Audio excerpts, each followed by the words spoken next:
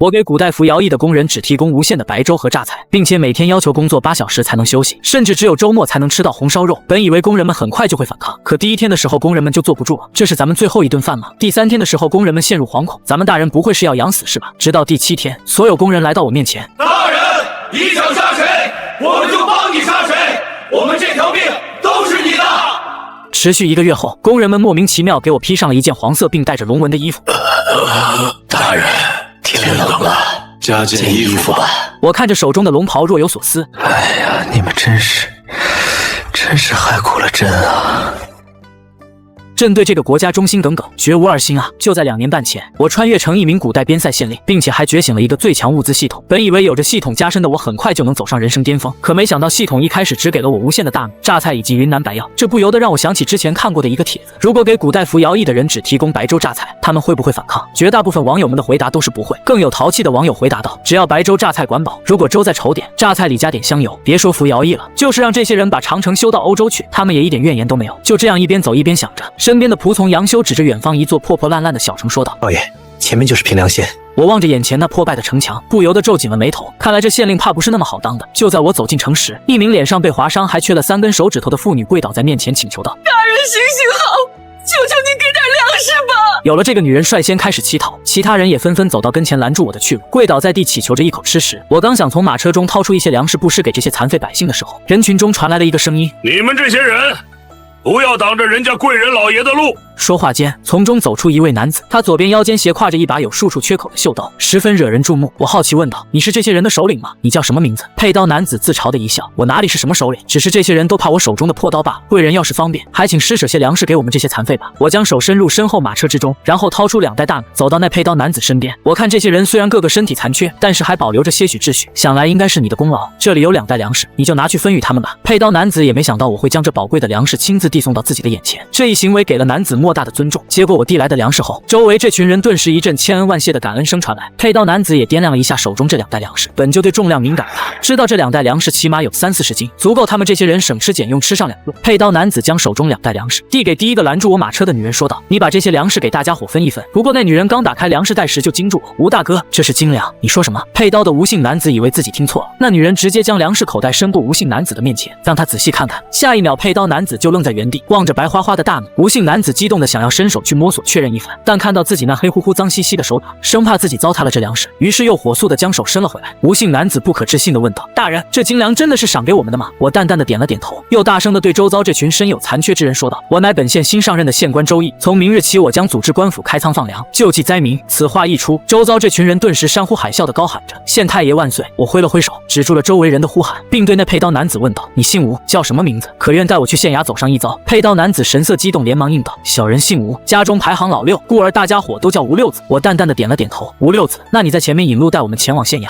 越往城内走我越是心惊，一路走来都是屋倒房塌，破败不堪。城内的一些百姓有手有脚，虽然不像外城的那些人身体残缺，但从他们的眼中也丝毫找不到任何对生活有所期待的光芒。或许也是看出了这一点，前方的吴老六向着城中这些人大喊起来：朝廷没有不管我们，咱们新的县太爷上任来了。县太爷说明天开始开仓放粮，救济咱们这些灾民呢。吴老六此话一出，城内的这些百姓原本暗淡无光的眼神，就像被什么东西给点燃了一般，散发出一股灼热的光芒。走了片刻，我们来到一处已经塌了半边的建筑。吴老六大喊着：老前头，朝廷派县令大老爷来了。不一会儿，一位身穿破旧捕快服的中年男子带着3个人风风火火的从衙门内走了出来。为首的那名捕快激动的跑到吴老六的面前问道：吴老六，你刚刚说什么？朝廷又派了个新的县令来吗？吴老六手指了指身后的我，那位大人就是咱们平凉县新上任的县令大人。钱勇看到我后连忙走下台阶，跪倒在我面前，痛哭流涕的说道：大人啊，您总算来了，朝廷总算没有忘了咱们平凉县的百姓了。我连忙将钱勇扶起身来，向他细细询问起这平凉县城的情况。这平凉县虽说是偏远小城，在半年前原本也800余户5000余人，可经历了半年前的兵险之灾后，现在整个县城的人员恐怕连2000人都不到。之前上任县令和师爷2人也是因为性格刚烈宁死不屈，最后以身殉国，被匈奴人砍下脑袋插在长矛之上示威。听到钱勇的描述，我人只觉得脖子以上凉飕飕的。钱勇试探着问道：大人，朝廷的边军和救援的赈灾粮不知何时能到达咱们县里啊？我通过原主的记忆已经知道这个陈国已经烂到根里去，尤其是贼贼向严嵩上台后，将整个朝廷搅得乌烟瘴气。至于钱勇方才所说的救援和物资，这大半年时间过去了都没有看到，显然是不可能再有了。我冷哼了一声，直接戳破了钱勇他们的幻想。大半年了，朝廷之上那些尸位素餐的狗官都没有拨粮派兵过来，你们现在还在痴心妄想，想这些不着调的东西。我的话音不大，但是周边的老百姓都听得真真切切。一瞬间，周围的老百姓一个个神情黯淡，眼中的火热也被浇灭了。我见时机也差不多了，便高声大喝道：“今日见诸位的惨状，我周一实在是不忍。好在我周一颇有家资，今晚我周一购买的粮食就会运达咱们平凉县，明日午时将会正式放粮救济。”在场原本准备四散离去的老百姓又再一次聚拢过来。我继续说道：“不过想喝这救济粮的不干活可不行，咱们这平凉县的城墙现在破败不堪，根本无法防住任何敌寇强人。明日早上晨时起，咱们从南边开始修缮加固城防，不管男男女女、老弱病残，只要在修缮加固城防的时候出了自己一份力，午时都能喝上我们的粥。”对于修缮加固城墙，在场的老百姓其实都不反对，甚至打心底里是持支持态度的，只是所有人都对我能不能准时安排粮食持着一种怀疑态度。这时我说道：“钱捕头，你去统计一下，咱们县里还有多少人口，男女老少分门别类，全部给我弄详细一点。另外，尤其是能识字会点手艺的，都给我分点清楚。”说完，我便带着钱勇几人进了衙门。进入县衙后，我问向钱勇：“钱捕头，咱们县里的粮仓何在啊？”钱勇先是一愣，然后急忙回复道：“大人莫非是想用粮仓的粮救济灾民？咱们粮仓里的粮食早就在半年前给匈奴狗贼抢光了。”我摇了摇头道：“你莫非没听到本官之前说过的话？本官不是说了，我筹措的粮食今晚就到，需要找个合适的地方存放粮食。”钱勇一听到有粮食要来，立马殷勤地带起路来。不多时，我便被带到了一处存粮之地。我说道：“钱捕快，你去找几把锁，将这些粮仓重新锁上，要是到时候交给杨修就行了。晚点送粮之人自会去找杨修。对了，以后杨修就是咱们县里的师爷了。”粮食解决完毕后，钱勇又带着我巡视了一番这破败的平凉县。经过一下午的勘察，我已经对整个平凉县有了初步的认识。原本我还想着来了平凉县后，先带着这些穷苦百姓打土豪分田地，可是走了一圈下来，发现这平凉县里根本就没有什么有钱人，稍微有些家资的都已经拖家带口逃离了这战乱纷扰的平凉县。这下我总算知道为什么系统会提供自己无限的大米和榨菜。我要是没有这系统傍身，来这平凉县当县令，那完全就是地狱模式开局。翌日清晨，我早早就带着杨修和衙门里的5个捕快，拿着工具来到了南城门之下。可我一到这南城门，就发现男人大部分都是吴老六率领的残障人士，而来的健全之人仅仅只有20几人。看到这，我其实有些生气，不由得恼怒叫骂起来：“这群刁民，修补加固城墙，这不都是为了他们自己好吗？等来日匈奴再次犯边，难道只杀我不杀他们？”捕头钱勇也看出了我的恼火之处，连忙劝慰道：“大人先请息怒，人饿久了就根本没有丝毫的力气，压根就不想逃走。他们这些人没有亲眼看到县令大人的粮食，所以这些人他们宁愿在家躺着节省些体力少挨饿，也不愿赌一把来这里修缮加固城墙。”想通了这一点，我不禁有些后悔，自己昨天晚上就应该开始发放粮食的，并且在那时大家伙都吃饱的情况下，再提及加固城防的建议。不过自己要是在他们面前从系统中拿出那么多粮食，也不好给他们解释啊。我心中暗暗自嘲道：“还是太年轻了，缺乏经验啊，亏自己还是一个21世纪的大学生呢。”这时钱勇的话打断了我的思绪：“大人，那咱们现在怎么办？”我清了清嗓子，对着已经来到的所有人吩咐道：“钱捕头，你且把这些人每10人分为一队，然后到杨修那里登记人数，中午的时候按照登记人数开锅煮饭。”钱捕头的管理能力还不错，不多时20多队人手就被分了出来。不过这200多人，其中健全之人不超过10%，加上这些人本就饥饿疲惫，所以第一天上午的工作效率根本没多高。快到40的时候，我说道：“时间差不多了，你带几个人前去粮仓，拿取这200多人的粮食和榨菜。记住，今日的粥煮稠一点。”此时这些前来加固城防的平凉县老百姓们，一个个都饿得饥肠辘辘，几乎所有人都在想，今天中午到底有没有粮食吃？县令大人是不是诓骗大家的？钱捕头将我的命令直接吩咐了下来，为了避免没有登记的闲杂人等混吃混喝，所有人按照自己原先的队伍排列好，按照自己的队伍准备开饭。当煮粥的锅盖被揭开后，热腾腾的蒸汽伴随着米香飘溢到四周，最前排的徭役们闻着这浓郁的米香，不由得直咽唾沫。但更让他们惊喜的是，杨修又让人抬来了一个大木桶，里面装满了红亮亮带着油脂的东西，看起来都让人食欲大增。我打开登记册，对着后面的众人说道：“都按照自己的队伍姓名来这边领碗报名吃饭，本子上没名没姓的，休想来我这蹭吃蹭喝。”吴老六他们队伍是排在最前面的一队，当他成功打到第一碗稀饭后，他也顾不得躺，直接吸溜了一口。这一口下肚，吴老六就觉得自己原本空荡荡的胃里顿时热乎乎的。突然吴老六反应过来，自己吃下的这口粥根本不像以前官府的赈灾粮。吴老六大呼道：“兄弟们，县太爷给咱们吃的这是精粮啊！精粮是什么？那可是官宦权贵才能吃得起的粮食。”很快，修过城墙的百姓已经打好了他们的稀饭和榨菜，只是这些人喝着喝着，竟然不由自主地落下了眼泪，有些人甚至开始呜呜地哭泣起来了。这些人之所以哭，完全是因为从来没有喝过这么好喝的粥，吃过这么美味的榨菜。在一旁阴凉处喝粥的我，只觉得他们乌泱泱的哭声让人兴奋，还以为他们没喝饱。不耐烦的我起身大喝道：“没喝饱的自己再到锅里面去盛！”唧唧歪歪的哭个毛线，不知道的人还以为你家县太爷我不给你们饭吃。在场的所有徭役听到县令老爷的话，都愣在原地停止了哭声。刚刚县太爷是说一碗粥喝不够的还可以继续加食吗？咱们今天不会是还没睡醒啊？有这么美味的粥能喝上一碗都是奢求，县太爷居然说不够还能加。这时有名喝完粥依旧没喝饱的徭役壮着胆子走到我面前躬身问道：“老爷，小的真的能继续再喝一碗吗？”我淡淡地点了点头道：“去吧。”在确认了县太爷的话没有骗人后，那些囫囵喝喝完白粥的人立马又拥挤了上来，准备再盛上第2碗。等一众工人都吃饱后，我站出来说道：“你们这些人都给我听好了，从今往后，但凡是给本老爷做事的，我都不会饿着你们。但你们若是敢发生哄抢闹事，那以后都给老子饿着。”我之所以这么说，完全是想在这群人的心中种下一颗听命令、遵指挥的种子。这平凉县处于5国战地的交汇处，单单只靠修建城墙防御那还不够。我想等城墙修补完后，再募集乡勇练兵守卫这平凉县。一个如果是我都指挥不动的民兵部队，那建设的还有什么用？就在我畅想着自己麾下有一支骁勇善战的军队时，捕头钱勇提溜着一个贼眉鼠眼的男人扔到了我面前。我瞥了一眼跪在地上的男子，钱捕头，这人犯了何事啊？钱勇回答道：“回禀大人，这是小的抓到的一个吃干饭的。跪在地上的这小子名叫白胜，此人早上根本就没有来修城墙，还是趁着大家伙添粥的时候混进人群的，还请大人进行发落。”我望了一眼摔在地上的白胜，并没有急着处罚他，而是吩咐一名捕快去拿2碗粥和榨菜来。白胜是吧？刚刚可曾吃饱了？倒地的白胜连忙跪好求饶道：“大人饶命啊！小的实在是鬼迷心窍，才会冒充徭役来喝粥的。小人刚刚只喝了2口，就被捕头大人给抓住了。小人已经知错，小人下午定然会卖力劳作，还请大人开恩啊！”我笑呵呵地看着眼前的白胜，本官的米粥好喝吗？趴跪在地上的白胜立马害怕的瑟瑟发抖，不停地磕头。他战战兢兢地回答道：“好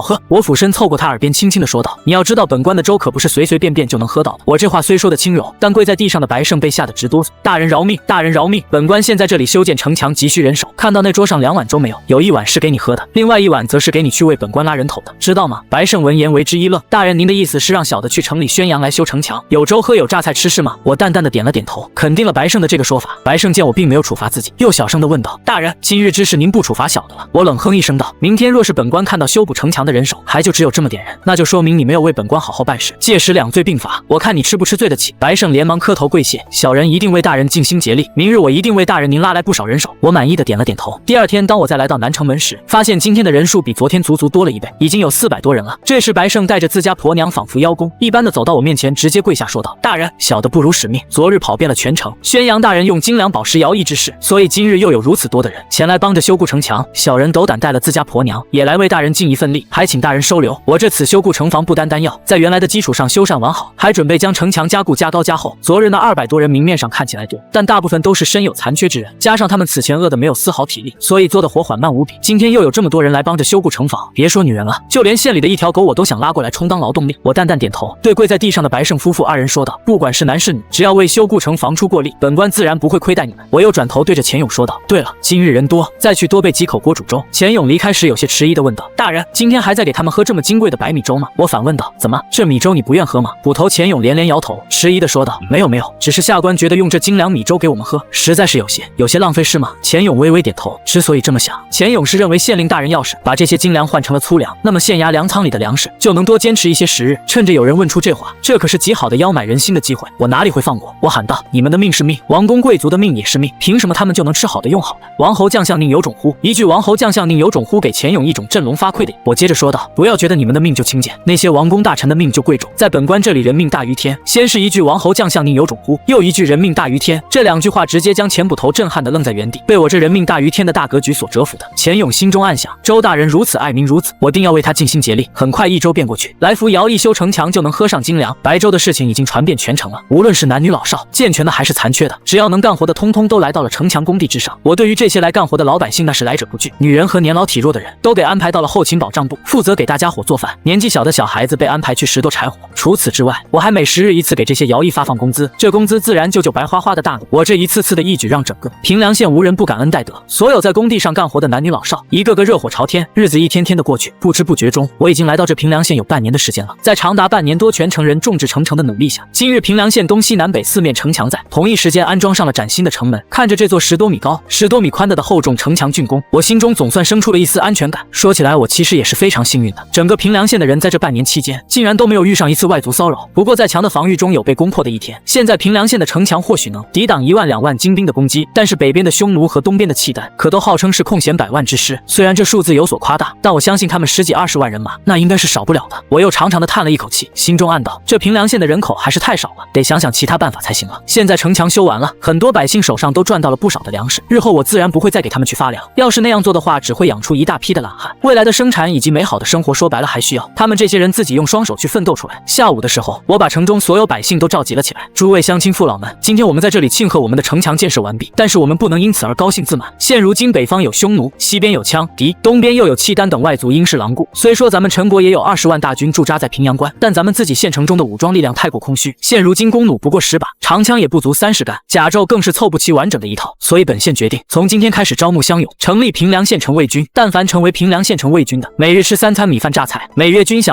200斤大米和30包榨菜。此消息一出，立马引得台下众人精神抖擞起来。要知道，刚刚县令大老爷说了，这城卫军一天可是吃3餐的，而且还顿顿都是干的米饭。在我宣布了这个消息后，全城百姓群情激动，一个个都蜂拥着前去报名参军。整个平凉县有1/3的人口前来报名，这几乎是平凉县所有男性劳动力总人数。我没想到，仅仅只是每月给他们发200斤大米、30包榨菜，这么简陋军饷条件都能吸引来这么多人前来报名参军。2个月后，我已经有了一支正规军，一支预备役200多人，我便开始了下一步计划。现在人手都有了，得想办法搞钱了。虽然我现在手中只有17两银子，但有着无限的大米和榨菜，我丝毫不愁自己赚不到钱。拉着大米去附近的县城换取真金白银，这个任务我自然要交给自己的心腹杨修了。于是杨修又多了个任务，那就是率领一队人马，将仓库里的粮食和榨菜带到附近最大的县城去，换成真金白银。杨修第一次前往平阳城来回去了7天之久，整整10车粮食和榨菜都变成了一锭锭白花花的银子，赚取的银子足足有3000两之多。除此之外，杨修还带来了一个消息，那就是整个雍州之地现如今都处于一个非常缺粮的状态之中。整个雍州已经连续半年多没有下雨了，每天都是烈阳高照，田地都被晒得发干发裂。附近的平阳城和平江县今年的粮食都减产了大半。杨修将自己在平阳城里所见所闻详细的给我报告道：老爷，我在平阳城里卖粮食的时候，那粮食一天一个样啊，平阳城里的粮商一天能把粮价抬3、4个台阶呢，这分明是不想给城里的普通百姓一条活路。我冷冷地问道：杨修，你不会也跟着他们一样刻意抬高粮价了吧？杨修知道自家老爷那是菩萨般的善心肠，定然不会允许自己和那些奸商一样做坑害老百姓的事情，于是他急得一下就跪倒在我面前，并连忙解释起来：老爷，小的可万万不敢做那种有损老爷您应得的事情。小的刚带着那几车大米榨菜进了城，就被平阳城的粮商找到，并一口气买下了所有的货物。我恨铁不成钢地骂道：杨修啊杨修，你可真是糊涂啊！千载难逢的好机会摆在那里，你更应该和那些商贾把粮价一起炒高。杨修这么一听，顿时有些错愕，老爷不是菩萨心肠见不得百姓受苦的吗？怎么今日竟然一改常态，还开始责怪自己没有和那些奸商同流合污？我看出了杨修眼中的疑惑。杨修啊，你知道咱们县里现在最缺的是什么吗？杨修想了想说道：是钱财。我摇了摇头，那是兵器装备吗？我又再次摇了摇头，否定了杨修的答案。小人愚钝，还请老爷明示，是人口和人才啊！现在咱们县里百废待兴，钱财这些身外之物日后还能赚取，现在最缺的就是这人口和人才。杨修依旧是满脸的疑惑，可是这人口和人才与您让小人跟呢？帮奸商一同哄抬粮价又有何关系？杨修，你想啊，倘若这平阳城和平江县两地粮价高起，但他们又无意间发现了咱们平凉县的粮食便宜无比，城中的百姓会如何啊？杨修一听，瞬间恍然大悟，倘若杨修和平阳城、平江县两地的奸商一同将粮价抬高至老百姓吃不起的价格，然后再无意间放出平凉县粮食价格便宜的消息，那些老百姓自然而然会往平凉县跑了。杨修激动地赞扬道：高，实在是高！原来老爷您是想用这种办法帮助那2个县城的老百姓，如此一来，这两地的百姓他们就会举家搬迁来咱们平凉县定居，届时咱们缺少人口劳力的诸多问题也将迎刃而解了。杨修立马前去县里物色机灵的人才，而杨修这一物色就物色到了当初混入徭役中喝粥被抓到的来胜。这小子派过去打压粮价，应该鬼点子不少。除了我吩咐杨修的这个计划外，我还把系统给的无限土豆种子开始向全城百姓发放。在得知了土豆种子能够亩产3000斤后，平凉县的老百姓们虽然个个人都十分惊讶，不过他们却没有丝毫怀疑。而以现在整个平凉县的老百姓几乎是无条件的相信县令大老爷。同时我又将自己的人才引进，计划公告了全城百姓，但凡城内有人能拉来一个壮劳力定居平凉县，那么定居者将获得100斤大米的安家费，而本地的介绍人自己也能获得10斤大米的奖励。若是拉来的人会石匠、木匠、铁匠等一技之长，那么定居者将获得200斤大米的安家费，而本地的介绍人自己也能获得30斤大米的奖励。倘若是拉来的人文化水平高，能书能写，那么定居者将获得300斤大米的安家费，而本地的介绍人自己也能获得50斤大米的奖励。拉人头来平凉县定居就能获得粮食奖励，这等好事平凉县的老百姓们自然是愿意做的。平阳城和平江县2个城中的百姓起初是不相信自家平凉县亲友们信中的那些话，只是1年时间，突然就变成了亲戚朋友口中的人间天堂了，这着实让人感到疑惑。但是随着城里越来越高的粮食价格，以及周边越来越多的人收到了相同的信件，平阳城和平江县2座城中的老百姓们开始动摇了起来，要不去平江县看看？这一想法忽然一下在这2座城中的百姓心中冒了头。现如今平阳城和平江县的老百姓们陆续接到了自己来自平凉县的亲友的书信，书信上说他们平阳县的老百姓个个都过上了富贵人家的生活，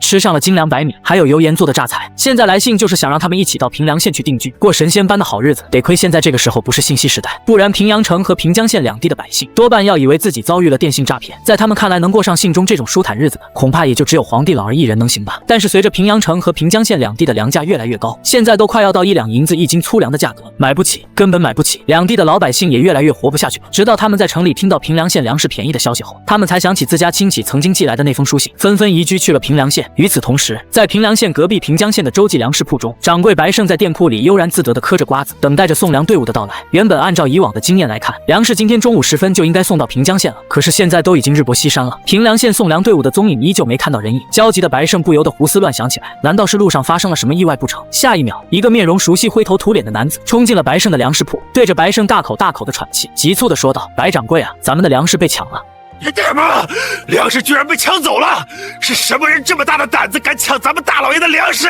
白胜急切地摇晃着来人问道：“他们说自己是黑风寨的人，咱们好几十个押粮的人都被绑上山去了。那黑风寨的歹人还让咱们再拿粮食去赎人呢，一人要100斤粮食呢。发生这么大的事，白胜可做不了主。再说了，现在是平江县白胜他管的粮仓里，也没有那么多的粮食可以去黑风寨将县里的人给赎出来。于是白胜立马就用飞鸽传书将消息送往了平凉县。而此刻在黑风山黑风寨的聚义堂中，最上手有一把盖着一头熊皮的大王椅，一个满脸横肉的男子此刻端坐在椅子上，他正是黑风寨的首领谢宝庆。只见堂下一个被称之为叶掌柜的男人笑嘻嘻地说道：“咱们抢夺洲际粮食铺运粮队一事，不知谢寨主是否得手？”谢宝庆哈哈大笑起来：“多亏了你叶掌柜来通风报信，我黑风寨的兄弟们今日已经得手了。我的兄弟们不仅抢了他们5车粮食，还抓了他们洲际粮食铺的10个肉票，并且让他们7日之内为每个肉票准备100斤粮食来赎。”这平江县的叶掌柜闻言，心下大喜望外，心中不由得自傲起来：强龙压不过地头蛇。虽然不知道你白胜是何方神圣，能弄到如此多的精粮百米，但是在这平江城中，说到底还不是我叶家说了算。平凉县破旧的衙门中，我刚吃过晚饭，当然今天晚上吃的并不是稀饭加榨菜，而是县里乡亲在山里打猎猎到的几只野鸡。那野鸡肉质虽然很柴，但是煮出来的汤却鲜美异常，我都连喝了好几碗这天然野鸡汤。就在我准备前去给县里人上夜校晚课，教授他们新的文字时，捕头钱勇着急忙慌地拿着一个小布条冲进了衙门内。老爷，大事不好了！我一听出大事了，当即就联想到是不是匈奴契丹或者羌敌异族再次进犯陈国了。老爷，咱们的粮食被抢了！钱勇的话刚说出来后，就让我紧绷的神经松了下来。还好，不是异族进犯，我还有时间苟住发育。不过下一秒我脸色就又变了，我一脸冷厉地问向钱捕头：“到底什么情况？”钱捕头连忙将白胜那里传来的纸条拿给我观看。等我看过了信上的内容后，我脸色一下子就黑了。怎么这次押送粮食没派人护卫吗？钱捕头闻言整个人一下就蔫了，因为最近平凉县中在集中力量给大家伙建新房，加上前2次押粮途中都没有遇上什么情况，所以钱捕头就抽派人手去帮助县里人盖房子去了。钱捕头战战兢兢地老实解释了一番，我怒斥道：“建房子，你要是说将人手调到铁匠铺去锻造武器装备，我也不骂你，但你居然把人调到工地去建房子！”钱捕头见我面色黑冷，被吓得直接跪倒在地上求饶起来：“大老爷饶命！下官真是一时鬼迷心窍，才调人去县里建房，致使这次5车粮食被抢。”我冷哼一声道：“你以为本官是因为粮食被抢而生气的？本官生气的是因为你的错误决断，导致了咱们县里那押运粮食的10人被黑风寨的贼人掠去。若是这10人此次能够平安无恙归来也就罢了，若是他们此次出了事，本官定要问你的责。”钱捕头听到我这么说，直接愣在了原地。他没想到自家老爷是如此的重人而轻物。如今平江县和平阳城，甚至是雍州之地，有不少地区都因为今年的干旱天气，已经出现了粮食短缺的情况。在这种情况下，平凉县他们那5车精粮那可是能卖上数千两银子的。而在这饥荒乱世的年份，一条人命甚至都不值1两银子。这10个押运粮食的寻常百姓，在钱捕头的眼里还真比不上那5车粮食贵重。但是今天我给钱勇钱捕头上了一课，我的重人轻物，让钱勇知道的什么是人命大于天。现如今，虽然每日都有附近平江县和平阳城的老百姓听从亲友的劝告来平凉县定居落户，使得现在平江县的人口也突破了3000的大关，来到了4000多人。可是现在平凉县的人手，不管我是用来赚取人望值还是建设城防，依旧感觉不够用。别说今天10个押运粮食的人手被黑风寨绑去了，就是一个人一条狗，只要是平凉县的，我也要心疼良久。去，飞哥传书给白胜，让他打听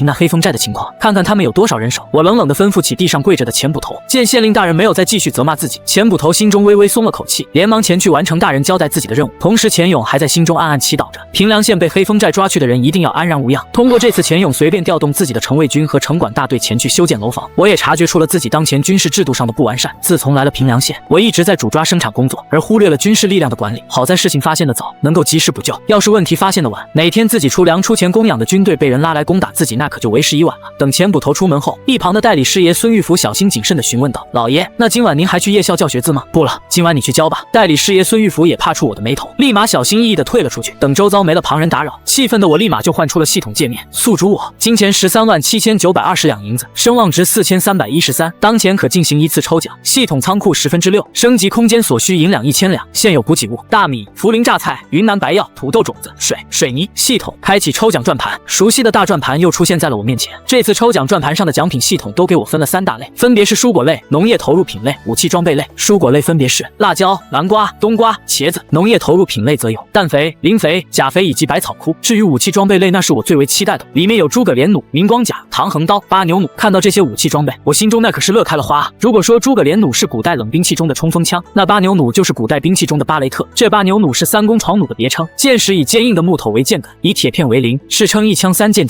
八牛弩发射的箭矢可以直接定入到城墙里面，因此常用在攻城战中。城排射出的弩箭定入墙中后，攻城兵士可以借此攀援而上。这八牛弩射程极远，要是用八牛弩这玩意瞄人的话，中者必死无疑。抽奖的奖品虽然有12个这么多，但在我看来，自己抽中武器装备的概率就是1/3。不管是诸葛连弩还是明光甲，亦或是唐横刀、八牛弩，不管我抽中其中哪一个，那我自己的城卫军和城管大队都将会得到很大的战力提升。所以我只觉得自己这次稳了，只要一抽到其中任何一种武器，我明早就集结队伍杀上黑风山，破了黑风寨。开始抽奖，12个奖品纷乱排列，抽奖圆盘也开始快速转动起来。我在心中默默地按下停止键后，圆盘又缓慢地停下来了。诸葛连弩过了，唐横刀也过了，八牛弩也转过去了。就在我看到中奖指针即将转到那明光铠时，那转盘竟然还没停止。我心中急切地祈祷着，转盘一点一点地挪移着，终于在明光铠和下一个奖品之间的缝隙处停下了。我嘿嘿地问道：“系统，这奖励应该就是明光铠了吧？”却不想下一秒，系统机械的提示音就在我脑海中响起：“丁，恭喜宿主此次抽奖获得百草枯，现已存入仓库。”什么居然是百草枯？我在心中恶狠狠地叫骂道：“你要是在我面前，我多少要让你知道花为什么这么红。”系统可不惯着我，直接将中奖的圆盘放大视距给我看。结果抽奖的指针果然是越过了那明光甲和百草枯的边线，指在了百草枯上。我依旧不服气地说道：“这玩意儿反正是你出品的，你想控制转盘转到哪还不就是了？我要是抽到了明光甲，自己的军队防御力那将大大提升。可现在我抽到的却是这个百草枯。此刻的我真想仰天大唱，我要这百草枯何用？我只觉得不管是抽到武器装备中的哪一个，甚至是蔬菜水果，那都要比抽到这百草枯强上10倍甚至100倍。这百草枯有什么用？现在雍州各地连续半年干旱未雨，田地上的杂草晒都被晒干枯死了。这除草的百草枯此刻是一点用武之地都没有。更要命的是，这百草枯是高毒之物，对人体毒性极高，且无特效解毒药，一不小心被人喝进口中，那人数日之内必死无疑。突然我脑海中灵光一闪，蹦出一个很辣的想法：黑风寨呀，黑风寨既然选择当我的敌人，那就只能怪你们长了一双不顶用的狗眼，敢打劫到你周爷爷的身上来了。我一细想起自己的计划，就嘿嘿嘿的发笑起来。不一会儿，这嘿嘿嘿的笑声就变成了结结结的怪声。而在平江县的白胜在接到了我的飞鸽传书后，立马就让人去打听起黑风寨的情况。平江城叶家之人在得知了白胜的这番窘境后，主事的众人一个个笑得四仰八叉。平江城叶家主管叶无华对着自家的掌柜叶建荣赞赏地说道：“好好好，这是你干得不错。”现在那洲际粮食铺的掌柜正到处狼狈地打听黑风寨的情况呢。下手的叶建荣也嘿嘿嘿地笑出声道：“丢了那么多粮食能不着急吗？更何况他们那还都是精粮。”小人也打听了，他们洲际粮食铺现在的粮食库存支撑不了几天了。叶无华也淡淡的点了点头道：“还别说，他洲际粮食铺的精粮确实美味。”崇光吃后都大为赞赏。这叶无华口中说的崇光，便是和奸相严嵩沆瀣一气打了我50大板的叶光明。叶光明的表字就是崇光。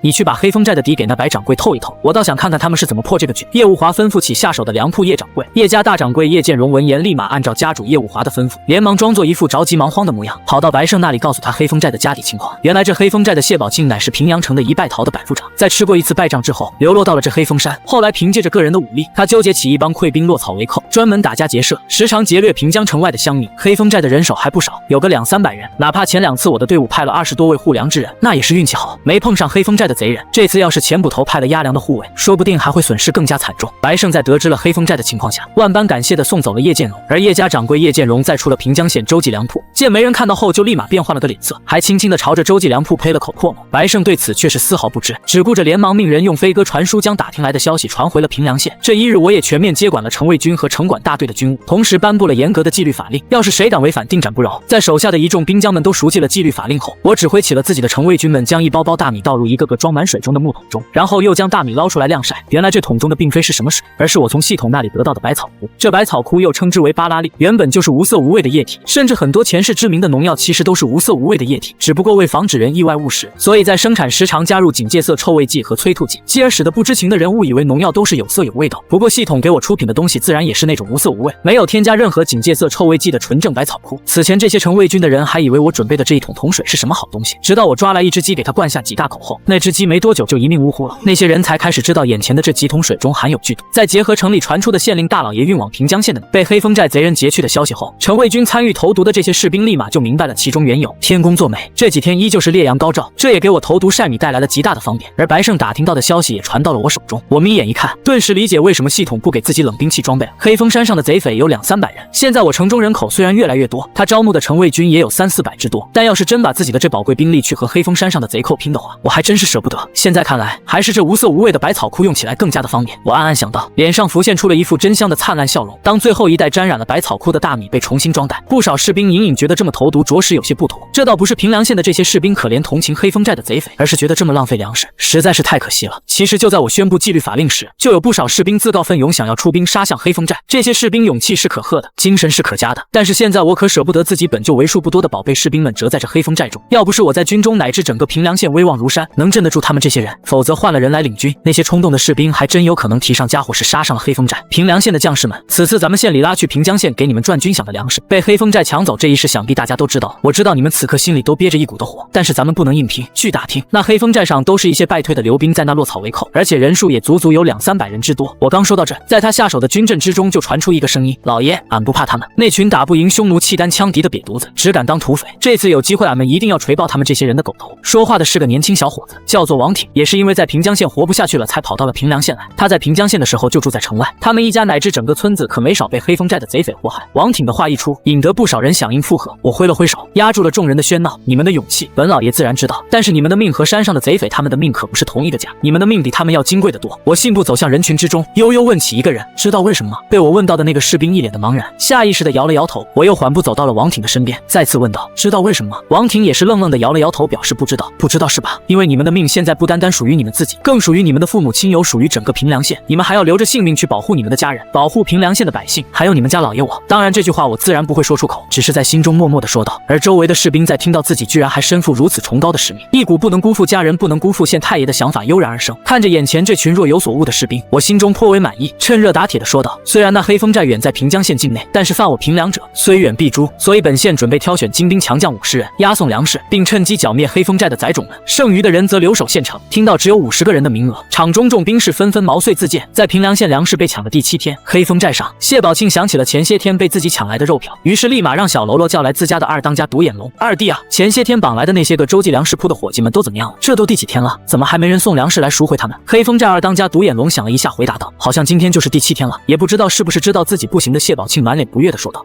既然如此，那就把那10个人都砍了，省得浪费寨子里的粮食。二当家独眼龙也点了点头，同意这个想法。就在他准备起身去撕票时，有个小喽啰急匆匆地跑了过来：大当家二当家，那洲际粮食铺押送粮食来赎人了，那洲际粮食铺的带了多少人来？二当家独眼龙问道。回二当家的话，洲际粮食铺的就带了押送粮食的人来，总共6个人手，2大车粮食，还有1车的酒水。谢宝庆和二当家独眼龙闻言，二人相视一笑，哈哈哈哈，那洲际粮食铺来的还算及时，要是再晚来一点的话，恐怕也就要给他们的伙计收尸了。二当家独眼龙眨巴着仅剩的眼睛，狠辣地说道：大哥，反正他们人少，要不我再把那粮食酒水还有那6个人一起绑了，再让他们出一笔赎金。二弟啊，可不能这么干，要是被别人知道了，以后咱们抢了人后，他们还怎么敢来送赎金呢？二当家独眼龙闻言想了一想道：听大哥你的，那就给他们放了。说罢，独眼龙就带着一众小喽啰押着此前绑来到平凉县百姓下了山。独眼龙下了山后，就看到6个黑黝黝的大老爷们围坐在堆满粮食和酒水的长条板车上，眼前的6个人都是我特别选出来的，他们看起来最像普通的庄稼汉，其中就有来自平江县的王挺。而且在来之前，我还特别叮嘱了这6人千万不要流露出半点敌意，否则一旦露相，且不说就不出原先被绑的人，甚至还有可能影响县太爷的全局部署。独眼龙带着10几个弟兄拿着横刀将王挺等6人围了一圈，在打量了4周确定没有危险后，才走到押粮车前面。独眼龙突然觉得眼前的王挺有些眼熟，便拿着手中的刀顶在他脖子上问道：小子，咱们是不是在哪见过啊？王挺故作惊讶的拼命往后退去，远离脖子上的长刀。大王好记性啊，小的原本是平江县外王家村的，大王半年前曾来过我们王家村几次呢。独眼龙听到王挺这番解释，也对半年前劫掠王家村的回忆起了些许记忆，随即也收起了架在王挺脖子上的长刀。没想到你小子现在在给这个鬼洲际粮食铺做工。王挺讪讪陪笑起来道：这年头实在是活不下去了，为东家打点小工混口饭吃。大王您看看，按照大王您的要求，车上的都是上等的精粮，1000斤只多不少。王挺一边说一边拆开一个袋子，从中捧出一把白花花的大米递到独眼龙面前。独眼龙用一只眼睛看到这白花花的大米后，不禁哈哈大笑，算你们东家识相，知道花钱消灾。王挺继续陪笑道：是，俺们东家说此前不知道这条路是大王你们开的，多有冒犯，所以还特别准备了几坛美酒佳酿作为赔罪。黑风寨二当家独眼龙看着这多出的几坛美酒，心中那是乐开了花，不过他嘴上却是故意试探的：臭小子，你们不会再耍什么花样在这酒水里面投毒吧？王挺这小子心理素质还不错，没有被黑风寨这二当家这话给骗到，打着哈哈说道：大王您说哪的话？你要不信小人当场喝给您看。王挺就装作一副垂涎欲滴的模样，走上前拔开一个酒坛指缝，酒香瞬间肆意开来。就在王挺准备探出脑袋袋伸进酒缸中大喝一口时，独眼龙再次用长刀顶在了王挺的脖子上。现在这酒水本就珍贵，你个狗东西也配喝这酒？王挺被拦住后连忙解释道：“这不是大王，您以为这酒水里有毒吗？小人只是想替您试一试。”边上一旁和王挺一起押送粮食酒水的几人也一起附和道：“是啊是啊，帮大王您试试毒而已。”独眼龙用刀身一把拍退王挺道：“让你们东家还有你们这群泥腿子也不敢耍什么花样。是，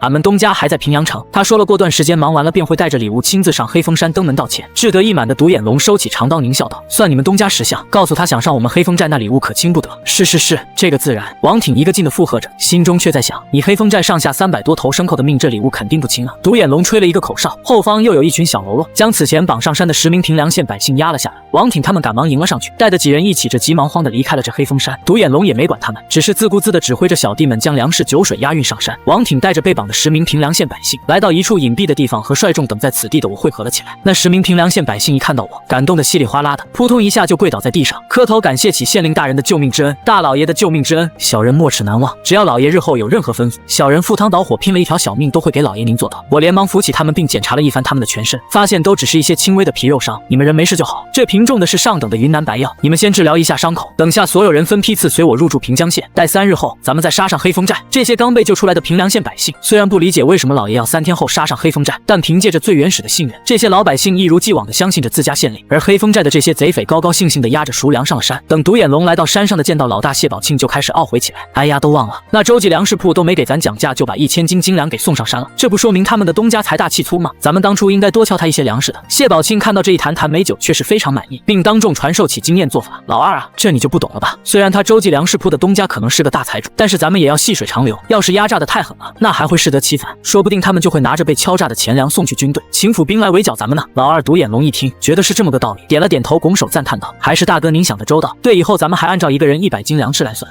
不仅如此，下回他们周记粮食铺的想要再补，咱们黑风寨还得让他们交银子才行。说完，谢宝庆就和二当家的2人又哈哈大笑起来。谢宝庆抓了一把白花花的大米，又拿勺子舀了一勺美酒品尝起来。美酒入喉后，让谢宝庆精神大振，他丝毫没有喝出任何异样的感觉。精神大振的谢宝庆豪气的一挥，吩咐道：小的们，今晚咱们开庆功宴，喝美酒吃新粮。黑云寨中的一众喽啰们闻言，顿时爆发出一阵欢呼。可是这群家伙不知道的是，今晚的庆功宴其实是在庆祝着死神的到来。而在平江县中，白胜带人开的周记粮食铺，自从知道自家粮食被抢后，忙着到处打听黑风寨的底细，直接就将粮食铺给关了。这也导致了城内的粮商叶家独大，叶家直接将粗粮价格硬生生的给翻了1倍。现在平江县城中粮价已经高达2两银子1斤粗粮了。关闭的周记粮食铺中，我坐在堂中的最上座，白胜事无巨细的将平江县的事情都给告诉了我。你是说黑风寨的消息是这平江县叶家告诉你的？而且你们此前想要攀上关系，他们叶家嫌你是个外来户，一直瞧不上你。是的，大老爷，他们叶家在我全城到处打听黑风寨情报的时候，他们是第一个站出来告知我们的。我一听就发现了其中的猫腻。此前2家店一直都没有什么交集，甚至是竞争关系，怎么可能他们叶家会这么好心，一出事就来告知白胜黑风寨的底细情况？唯一的可能就是叶家和黑风寨的贼匪勾结，抢夺了我派送的粮食。如此一来，他们叶家提供的情报准不准确那就不好说了。这一瞬间，我突然后悔起自己只带了50名士兵，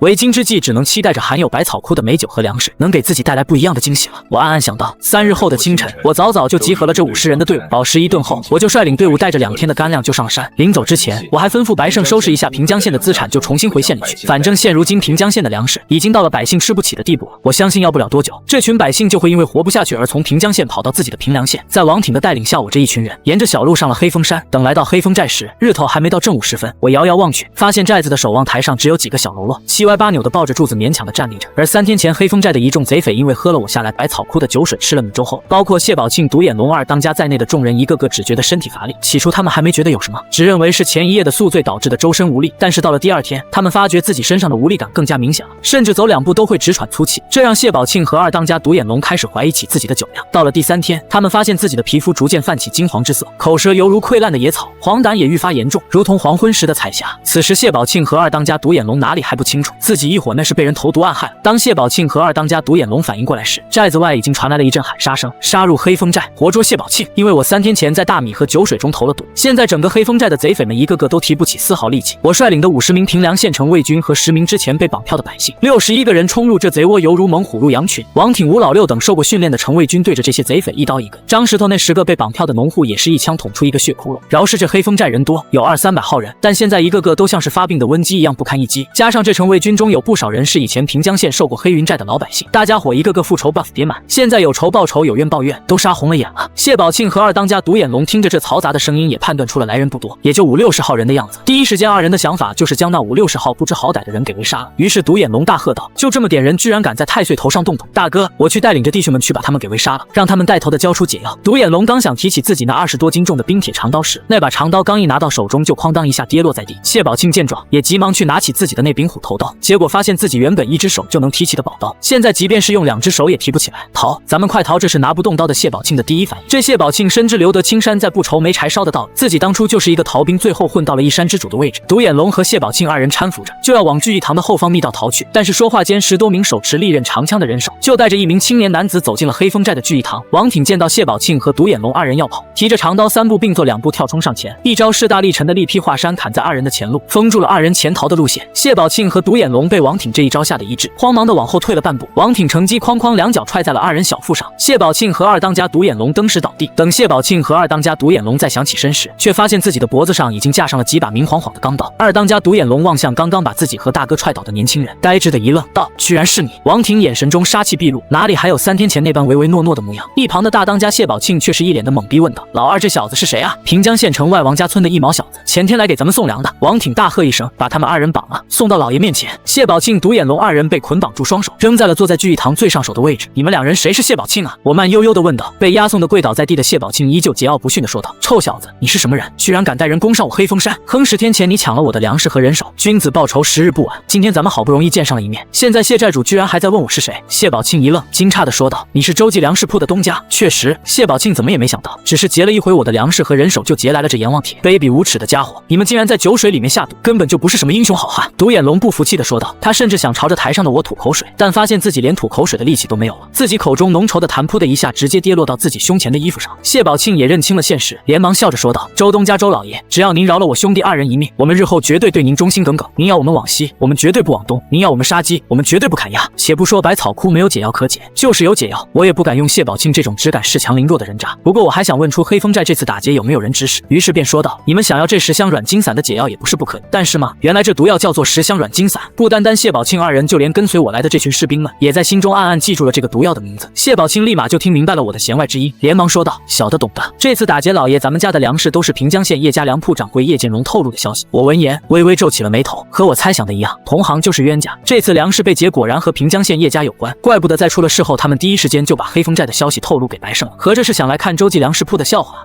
他让你们对付我周记粮食铺，是许诺了什么？是许诺了什么好处？我详细的问道。二当家独眼龙见自家老大都已经认怂了，并率先抢答道：“叶家的大掌柜叶建荣给了我们20根金条，还说以后从东家您这边抢过来的金粮可以卖给他们去做生意。”我冷冷一笑，不由得在心中暗叹这平江县叶家的出手大方。要知道我这段时间虽然通过杨修和白胜2人在平江县和平阳城中赚了10多万两的银子，但到现在为止我自己还都没有见过金条。现在这平江县叶家为了对付自己的粮食铺，一出手就是20根金条，不可谓不大方啊。不过经二当家独眼龙这么一提醒，我才想起这黑风寨上肯定也有不少他们打家劫舍来的金银珠宝。我从怀里又掏出一瓶百草枯，在2人面前晃了一下，我手中的便是10香软筋散的解药，你们可想要啊？谢宝庆和二当家独眼龙见状，原本浑浊的双眼瞬间冒出了金光。这么多年你们兄弟2人盘踞于此，想必劫掠了不少金银财宝吧？嘿嘿，要是你们识趣点都交出来，那解药自然也会给你们了。现在命都快没了，谢宝庆和独眼龙2人哪里还会吝啬身外之物？再说了，这黑风寨可不像是小说里面写的一样，有着什么机关暗示。谢宝庆他们不带我去找，最多只是耗费他们一点时间吧。现在自己2人主动带着我去寻找财宝，这举动就相当于是投诚。到时候等到这小子看到满屋的金银财宝，一时心迷意乱，到时候再求来解药，待到自己服过解药后，说不定还能反杀了这眼前这个投毒的老六。谢宝庆越想越觉得这个方案可行。谢宝庆觉得自己是个男子汉大丈夫，能屈能伸，忍得一时之辱，到时候来个绝地翻盘。于是睿智的谢宝庆便喜笑颜开的给我这些人带起路来。而黑风寨其余众人看到自己大当家、二当家都被绑了，原本就因为手脚无力打不过我程卫军的贼匪，